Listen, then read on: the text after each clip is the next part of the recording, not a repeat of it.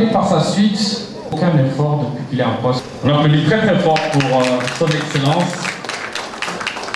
Vous avez donc compris quand... Nous travaillons sur la base des pertinences de la reconnaissance du mérite. Nous essayons de faire une analyse des actions posées par ces acteurs-là. Nous analysons, nous les faisons au pain fin à travers des critères que nous déterminons. En réalité, le baromètre s'est inspiré d'une de nos activités qui s'appelle la Nuit des jeunes patrons, qui est une nuit de récompense des jeunes entrepreneurs. Et donc nous avons étendu cela à l'ensemble des acteurs économiques dans le secteur culturel, politique, médiatique, etc. Donc nous sommes à notre deuxième édition. Et nous osons espérer que ce ne sera pas la dernière, que nous allons continuer à avoir plusieurs éditions encore. C'est juste pour magnifier et encourager.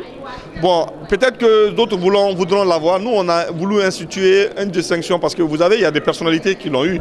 Donc chacun va vouloir l'avoir et ça va les pousser au travail. Donc c'est vraiment l'intérêt qu'il y a. C'est vraiment le secteur privé, hein. Ce n'est pas l'État, c'est le secteur privé qui a mis en place cette distinction-là.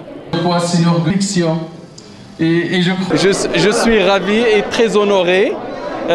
Ça récompense les efforts, le travail abattu depuis longtemps. Et aussi, comme vous le savez, cela se fait grâce à la vision clairvoyante de Sa Majesté le Roi.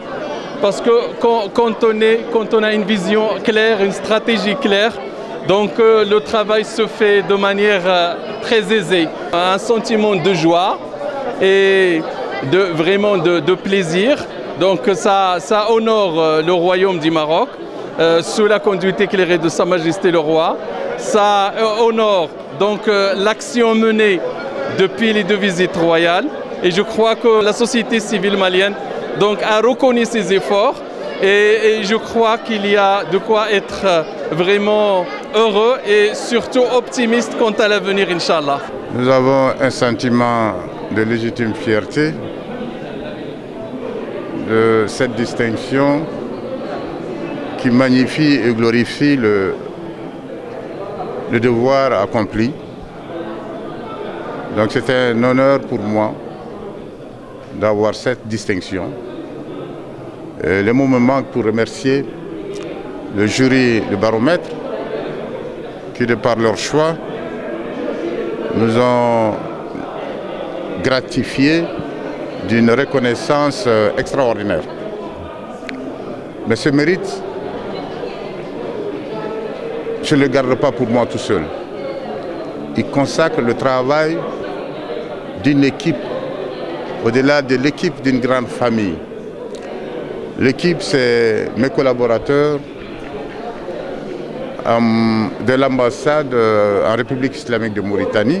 Moi, j'ai été très heureuse de recevoir ce prix au nom de la Nazaire. Et évidemment, nous remercions le baromètre pour leur initiative. Et ce prix-là prouve à suffisance que ce que nous faisons est apprécié, est vu, apprécié, et nous devons continuer dans la même dynamique. Notre mission, c'est de préserver la vie des usagers de la route.